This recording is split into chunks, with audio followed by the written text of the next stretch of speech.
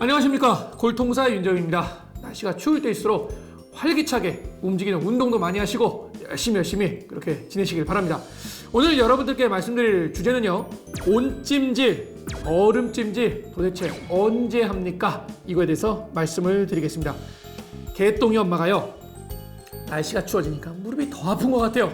그래서 찜질을 좀 이렇게 하고 싶은데 또 병원 갈 정도까지는 아니거든요. 그래서 냉찜질을 하니까 조금 좋은 것 같기도 하고, 온찜질을 하니까 오히려 따뜻하고 좀 좋은 것 같기도 하고, 근데 뭐를 해봐야 될지 잘 모르겠는 거예요. 그래서 요거에 대해서 한번 시원하게 설명을 드려보도록 하겠습니다. 온찜질은 언제 합니까? 온찜질.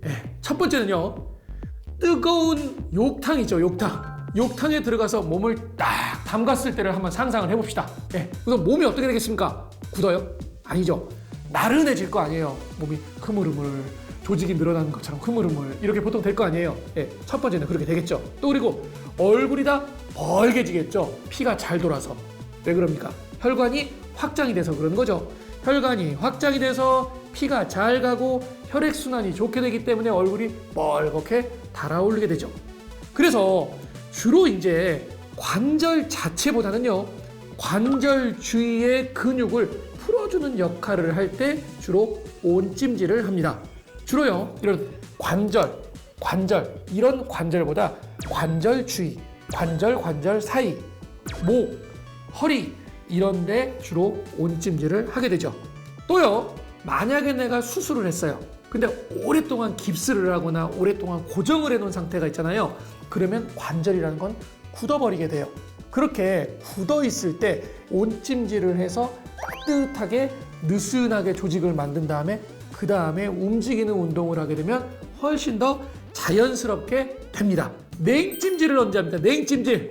날씨가 추워지면 그럼 어떻게 되죠? 날씨가 추워지면 이렇게 다닙니까?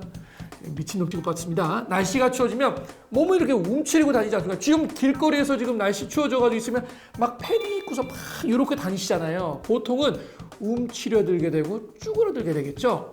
마찬가지로 냉찜질을 하게 되면요, 혈관도 수축이 돼요. 그러면 피가 덜 가게 되겠죠. 그러면 피가 덜 가게 되면 어떤 역할을 합니까? 첫 번째요, 조직이 막 손상이 됐어요. 조직이 손상되면요, 그 조직 주위가요, 전쟁터가 됩니다. 물도 나고 피도 나고 막 적 혈구, 백 혈구 막 이렇게 막 전쟁터가 돼요. 그러면 이런 전쟁터를 진정시키는 역할을 합니다. 염증을 억제해주는 역할을 냉찜질이 해줘요. 두 번째, 다치거나 부러지거나 이런 급성기가 되면요, 피가 나고 멍이 들죠. 그렇게 피가 나고 멍도 들고 부어있는 거를 가라앉혀주는 역할을 해줘요. 또 냉찜질을 계속하게 되면 먹먹하다는 느낌 들지 않나요? 먹먹하게 되죠. 그러면서 통증을 조금 덜 느끼게 됩니다. 그래서 정리를 해볼게요. 갑자기 다치거나 붓거나 이럴 때는 냉찜질을 해요. 급성기 때는요. 그리고 만성적인 통증이 있거나 관절이 굳어져 있을 때는 온찜질을 해서 풀어주는 역할을 해줍니다. 이렇게 정리를 하시면 될 것 같아요. 그러면 이제 온찜질, 냉찜질을 어떨 때 하는지는 알았어. 그러면 어떻게 합니까? 어떻게? 방법이 뭐예요? 요거에 대해서 한번 말씀드려볼게요. 환자분들 많이 물어봐요. 아니, 온찜질을 하는데 몇 분 해요? 몇 도로 해요? 꼭 물어보거든요. 보통은요, 온찜질의 경우에는 40에서 45도 정도 하신다고 생각하시면 돼요. 주의할 것은요, 온도가 높아질수록 시간을 짧게 해야 됩니다. 그러니까 왜 그러냐면 온도가 높아졌을 때는 화상을 입을 위험이 굉장히 커지기 때문에 그래요. 근데 40에서 45도? 그게 어느 정도인 거예요? 그럼 또 물어보죠. 그러면은 뭘 담궜을 때, 손을 담궜거나 발을 담궜을 때 뜨거! 하는 전 단계라고 생각하시면 됩니다. 왜냐면 뜨거 정도가 되면요, 이제 손상을 입을 가능성이 높거든요. 그러면 그 정도를 담그면 된다, 이렇게 생각하시고요. 냉찜질은요, 그냥 집에서 얼음들 있잖아요. 얼음들, 그거를 이렇게 비닐팩에다가 이렇게 담아가지고요, 그냥 계시는 게 좋아요. 이게 딱딱하게 이렇게 하는 거는 몰딩이 잘 안 되기 때문에 얼음들을 그냥 비름에 담아가지고 딱 해놓으면 쭉 감쌀 수가 있기 때문에 좋고요.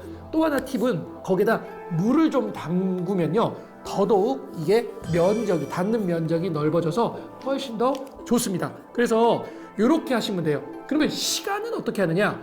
5분에서 10분 정도만 하시는 게 안전합니다. 간단히는요, 시리기 전까지 하시는 게 좋고요. 뜨겁기 전까지 하시는 게 좋아요. 만약에 내가 5분 10분 했는데도 잘 안 시리고 안 뜨겁다 그러면 더 하셔도 돼요. 20분 정도까지 하셔도 됩니다. 단 조금 더 텀을 두고 자주 하시는 것을 추천을 드립니다. 다음은요, 주의할 점이 있나요? 예, 온찜질, 특히 화상을 조심해야 되는 화상. 특히 당뇨가 있거나 신경이 손상이 돼가지고 감각이 떨어져 있는 분들은요, 이런 분들은 더더더더 조심해야 돼요.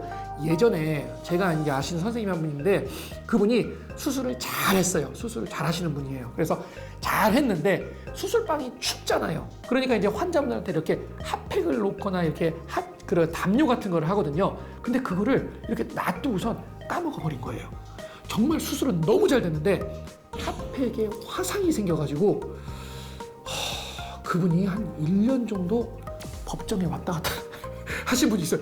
되게 심각한 문제가 됩니다. 그래서 이렇게 잠깐만 방심하면 화상이 일어날 수가 있거든요. 그래서 굉장히 주의를 하셔야 되고요. 냉찜질도요, 너무 오래 하면 한냉 손상을 받을 수가 있기 때문에 당뇨 같은 경우에 있는 경우들 있잖아요. 그런 분들은 피가 잘 안 가는 경우 굉장히 주의를 하시는 게 좋을 것 같아요. 또 하나는요, 온찜질 같은 경우에는요, 딱 대보신 분은 느끼시겠지만 온도가 딱 온찜질을 하고 나는 순간 빨리 식어요. 근데 냉찜질은 하고 난 다음에 내비둬도 천천히 올라가는 경향이 있죠. 그리고요, 우리 몸에는 차가운 감각을 느끼는 감각기의 수가 훨씬 더 많아요. 3배에서 10배까지도 많습니다. 그렇기 때문에 냉찜질이 우리 생리적으로 좀 더 유리한 면이 있는 것도 사실이에요. 또 하나, 냉찜질이 아까 전에 막 붓기도 있고 막 이럴 때 되게 좋다고 말씀을 드렸는데요. 최근에 연구에서는요, 급성기를 넘어서 너무너무 오래 하게 되면 혈액이 너무 순환이 안 돼서요, 오히려 염증 산물들이 흡수가 잘 안 돼서 좋지 않다는 이런 보고들도 있기 때문에 급성기가 지나고 붓기가 어느 정도 가라앉아지게 되면 냉찜질을 너무까지 오래 하는 것은 추천을 드리지는 않습니다. 네, 제가 오늘 온찜질하고 냉찜질에 대해서 이제 한번 말씀을 드렸어요. 왜냐면 이게 은근히 사람들이 헷갈리기도 하고요, 은근히 많이 물어보기도 해요. 하다못해 약국에 가가지고 파스만 사더라도요, 어떤 걸 사야 될지 잘 모르잖아요. 이것도 요런 기준에 의해서 여러분들이 구입을 하시면 될 것 같아요. 그래서 이런 것들을 듣고 나서도 여러분들이 궁금하신 사항이 있으면 저한테 이렇게 댓글을 남겨주시면 제가 친절하게 답을 달도록 하겠습니다. 지금까지 굴통공사 윤정이었습니다. 감사합니다.